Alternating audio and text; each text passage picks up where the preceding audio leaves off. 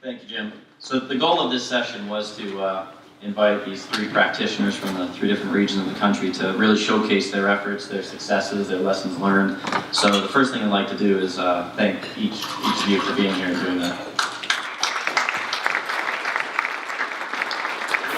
We don't have that much time for questions or discussions, but for those of you that can keep it concise and would like to step up to the mic, or if we have any cards from Joel. Okay, we'll let you go and then. I'm Tanya Stern from the DC Office of Planning in Washington, DC. I do lands planning. Very excited to hear that Boulder is integrating resilience into your comprehensive plan. We're actually about to start our next update, and that's one of the things we want to achieve.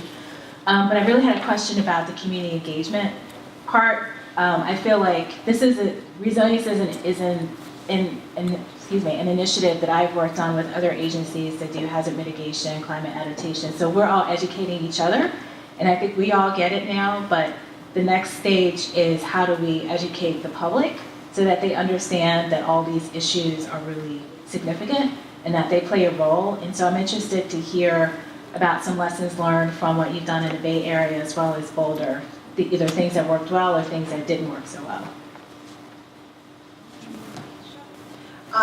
I think that what we've learned in the Bay Area is that it's really important to frame this work and the situation in language that everyone can understand.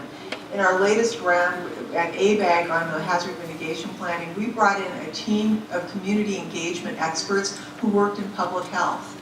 And they were talking to emergency managers and planners and really helping people get sort of very nitty-gritty communication guidance on that, which I can easily share with you.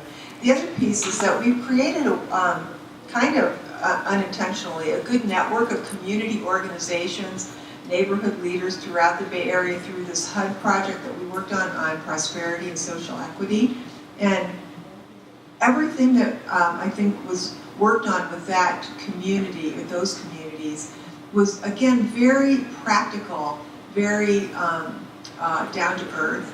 And we have a really great project that the Bay Conservation and Development Commission has developed called Adapting to Rising Tides, where they actually sort of parachute into a community on the Bay margin, typically to look at sea level rise impacts, and work with community groups, not just the local government people or the expert types, but actually bringing regular people into the decision-making and planning processes. So I can share a lot of that stuff with you, and there's great stuff on the ABAG website. But basically, I think it's respectful communication and actually wanting to engage people to be full partners, not just, oh, we're going to share with you what we're doing.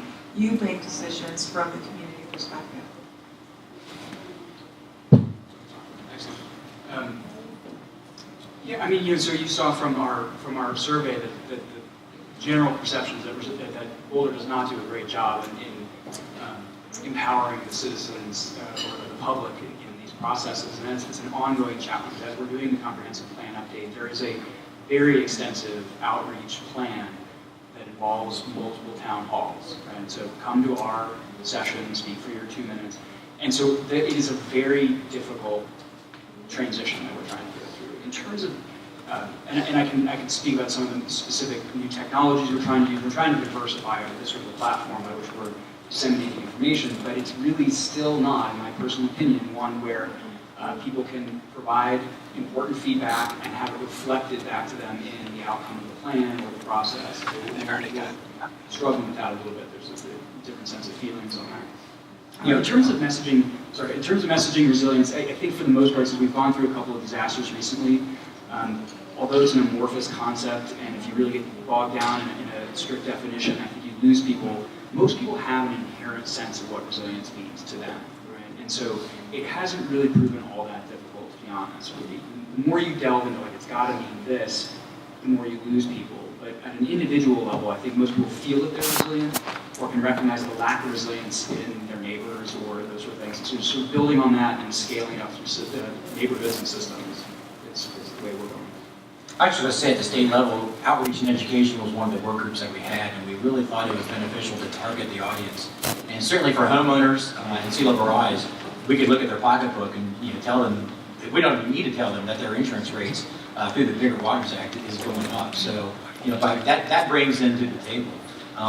But as far as in general, JMU, James Madison University, has a C3 program, a climate change communication program. And I know they've done a lot of great work too, in the DC and partnering with Georgetown. Thank you. Thank you for the question. We have one more there's several, but we only have time for one more, which came from a webinar participant. You're all participating in the 100 Resilient Cities Challenge, so I'm going to challenge you to keep your responses to 30 seconds or less on this one. The elevator response for, say, a city mayor. And this comes from actually Terry Turner in Augusta, Georgia. So many of you know Terry Turner. Hey Terry, shout out to you. Can the Resilient Cities, 100 Resilient Cities process and plans be scaled down and duplicated at the local level in other communities? Yes. You win. The short answer is absolutely yes. I mean, it's a vague kind of soft process right now, but as we're going through it, we're modifying it. We're actually replicating it across Boulder County and then scaling it up to the state as well in their framework. So yeah, we're seeing a lot of that right now. I get calls on a weekly basis about how to do this. I just warn, don't duplicate efforts. I mean, when you do that, identify your team and I inventory what you already have in place and then build on that. But for sure, you can have it. I would say that it's an adaptable approach, so use it as useful for you, and I agree with my colleagues here. It's totally usable at the local level. Well, that's very encouraging, especially when you look at some of those charts and tables that seem to be coming down as part of the initiative. It can be very intimidating, but that's great.